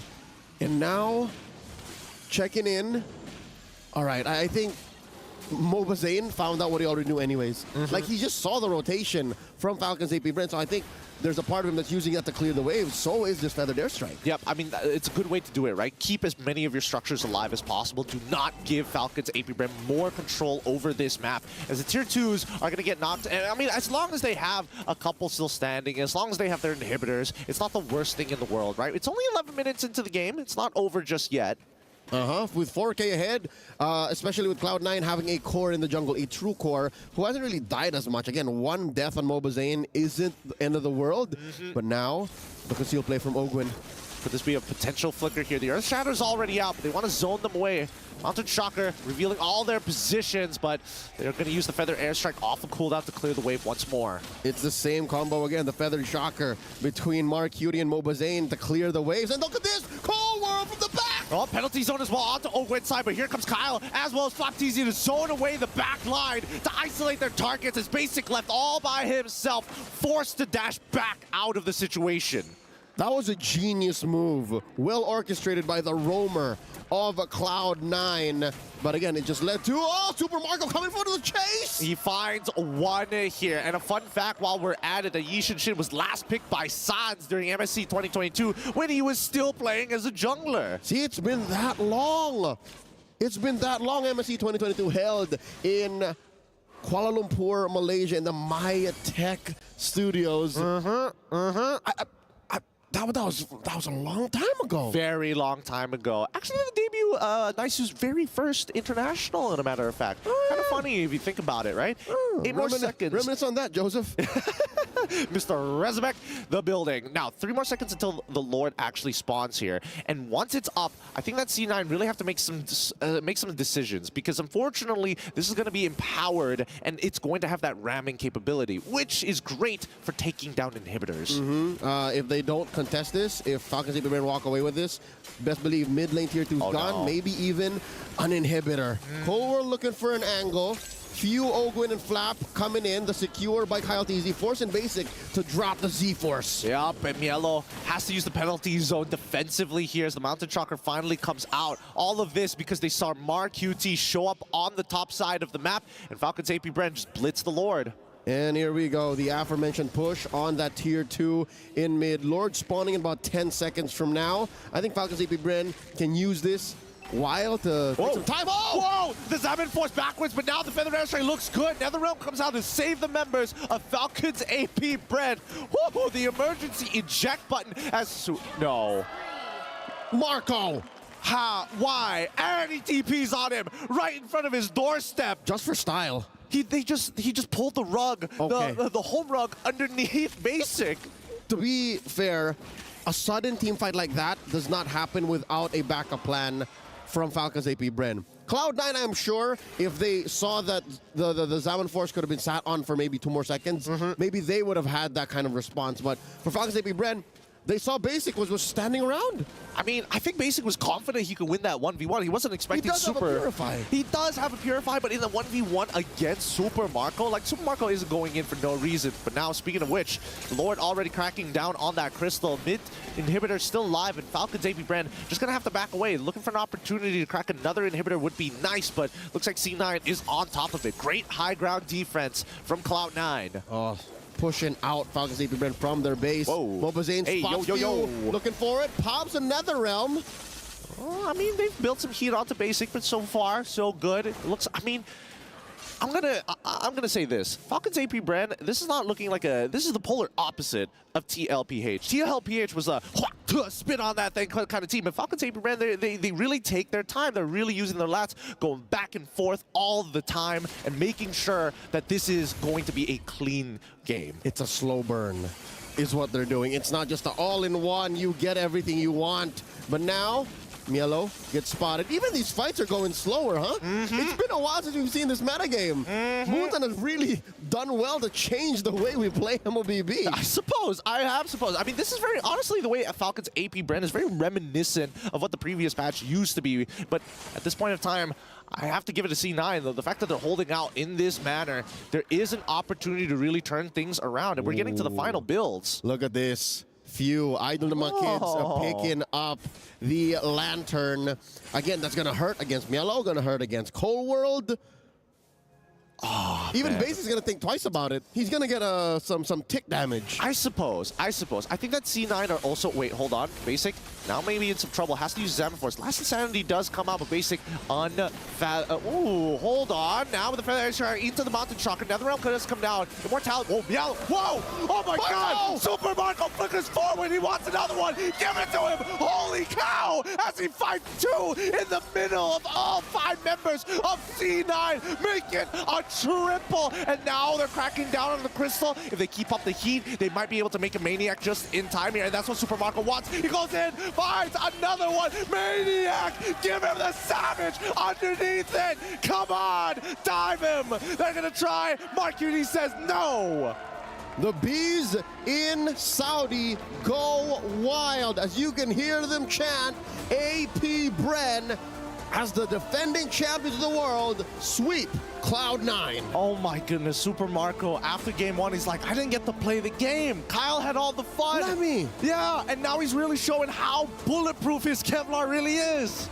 He did die, but towards the end, it's not like it mattered. Super Marco looking to reclaim best gold laner in the world. Here showing us that they are the de facto kings of the hill in their group. Oh, what a game that was. What an absolute banger here. Like a hydraulic press, slowly encapsulating these keys. That's how FCAP plays, man. And that's exactly what FCAP did to literally, in just a few moments, Cloud9's keys. Oh, it's just about to happen. They're about to take this very golden key on Cloud9's side of the player's desk and crush it. Oh my goodness. I mean, it's tough to see. It's really tough to see here. But the Southeast Asian team's currently doing very, very well. And then there's Turkey, who's just like, we're still in it for the rest of us. Kyle Atizi here back into a very familiar position. That's talent, I'd say. Switching from a Hayabusa carry over to a utility Fredrin in a metagame wherein the Lord Dance no longer exists. It's like we went through all of 2020, 2021, 2022, 2023, up until today in a single best of 2. Yeah, I mean, this shows the honestly, the experience that he has gathered, right? The years of gameplay that he has done to get to this point. Well played FCAP, and GG well played too for Cloud9. We're on stage with the Idol Lamang Kids, the Wood Sandstorm and Matt Aquino with you. We're here with the captain of Falcons AP brand. Few, congratulations. You qualified to the knockout stage. Now you've gone all over the world. You've collected all the trophies in the international scene. What makes this MSC 2024 different from all the other tournaments that you've been to? Para sa akin yung pinagkaiba nito is ito yung pinakamalaking prize pool ng MLBB ngayon eh. Tapos to him, this is the most different because this is the biggest prize pool of MLBB. Tapos ito na lang yung kulang kong title na major MSC. And this is the only title that he hasn't received yet, a major title, which is MSC. Yeah, and it's definitely one of the most prestigious titles out there, considering it's the first one out of Southeast Asia. Now, I do have to ask you, you will be facing Falcon Esports for the first seed of your group. How do you feel going into that series later on in the day? Para sa akin, confident naman kami sa laban namin against Falcon Esports kasi una sa lahat, qualified naman na kami. Ang paglalabanan na lang namin is yung top 1. He's very confident heading up against Falcon Esports because first of all, they're qualified and they just need to make sure that they get top 1. That makes their road a little bit easier when we're talking about qualifying for the knockout stage of MSC 2024 here at EWC.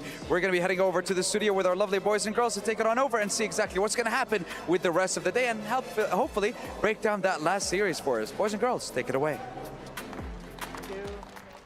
Thank you very much. Now, we do have to say the Yusenshin didn't work, but we still like that they tried.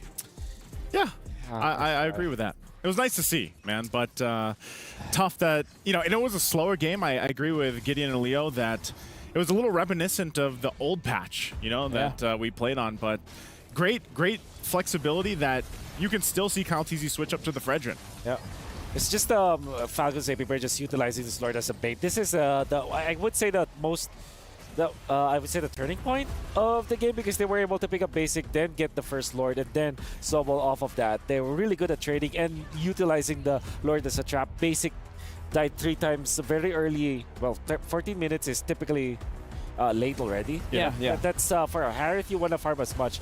But this is the flex. Super Marco with the flickers, with the dashes. And look at his target acquisition.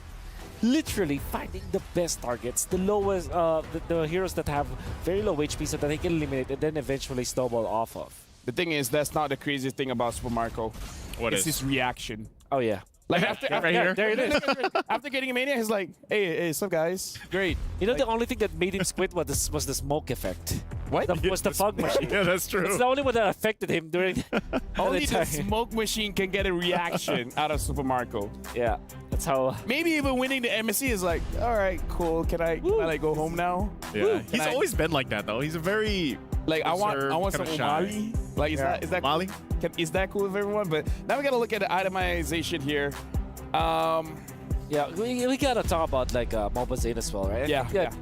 Despite what we had the most damage. Dealt the most damage. Well, Mountain Shower helped with that, but I believe that until the first Lord of the fight, Lord of the game, he was a little bit above Caltisi when it comes to the farm. Yeah. I think despite all of those turtles that were able that FCAP were able to get. The farm was still up for the side of Mobile Zane, so that meant that he can still fight. Unfortunately, I think the last picked Fredrin was so good for the side of Falcons AP Brand because now both Harriet as well as the Yisenshin isn't comfortable fighting. I mean, look what this has led us to, man. It's unfortunate that that's the case, but we got two teams that are now eliminated. Honestly, like after Albert has done his thing, can we just like have the camera focus on me just because, you know, it's like I want to officially say that the teams are eliminated. You know, just like, you know, like I'm just trying to do my job as a host. But You're the hangman now. What do you guys think about the game overall? Again, nice try from the Yisenshin. Unfortunately, there were a lot of traps that FCAP was able to pick. I believe the X-Borg was picked fourth. Yeah, I think so. It was fourth picked. So that meant that still is a flex. And even when you're trying to go for the Yisenshin, surely it can work. The Farce is great versus the X-Borg because the poke damage, you limit the Firaga armor. But then that last picked Fredrin, which you kind of expect will be an assassin, but because of just the innate, you know, the hero pool, I would say, of Kyle, of Kyle TZ, the entirety of FCAP, they're able to make the most out of their first picks, like Roger, for example, the X-Borg, eventually Edith, even, right? But honestly, before we talk about the MVP, is like, it's unfortunate Cloud9 got eliminated. So sad. Anyways, we're gonna move on to the MVP, the Sony MVP of the game. I'm sad though. Why did you just mention Cloud9, by the way? You know, it's XYG too. Oh yeah, but it's like I like SYG though. But anyways, looking at the game, we gotta talk about the MVP here. And again, the performances, honestly, overall, coming in from Falcons AP Brand is outstanding. That's one of the, I would say, misses coming out from Mobile Zane himself. Already popped the ultimate. He knew that there were two people just running, making the beeline towards him, but he still got picked off. And now it's Super Marco with the eventually the flicker plays that they will be able to find out in the middle. Okay, so this is just a push, by the way. Yeah, they will just be able to push. So that's pretty. This is the one that you want to talk about. That's look at that. He picks up the Grok, and then goes back to the Harith. Then goes for the Maniac. He knew that he had a one-shot potential. That point. Well, he did smile. He did. So, okay. Like he's showing a bit of emotion. A bit of emotion. He's like, I'm happier than average. Yeah. He should be. I mean, look at the KDA. He had 9 KDA on this Roger pick. And you guys already mentioned it in the draft. You know, this is one of the power plays of teams like Falcons, AP Ren, where they'll pick these picks and then the flexibility for them, and that's why Wolf was mentioning the hero pool for all the players here. It's a huge advantage, and that's something we have to look out for in the knockouts. Honestly, something that we do have to look out for is actually the STC play prediction. What did you guys think? And 78% went for Falcons AP Brand and 22% went for Cloud9. Audience is right, back-to-back. Audience is right, back-to-back. So honestly, not a lot of confusion here, but for you guys, we appreciate your opinions. So make sure you guys scan the QR code, let us know your opinions. How else can we improve? Because after this, it is going to be the knockout stage, and you know we got to ramp up for that one. So again, thank you for everyone that scans the QR code. Thank you very much. And we would also like to say thank you very much to our sponsors, Asus ROG Phone. ROG Phone is the gaming phone that we're using in MSC. Capture moments like a pro with the 6-axis hybrid gimbal stabilizer equipped camera. It's not just for gaming, it's for everything else too. Gentlemen, what was that series? That was amazing, but the next one, C9 is gonna play again. So we're gonna look at XYG going up against C9. We're going for a quick break, but after this, it's gonna be that matchup. See you guys then.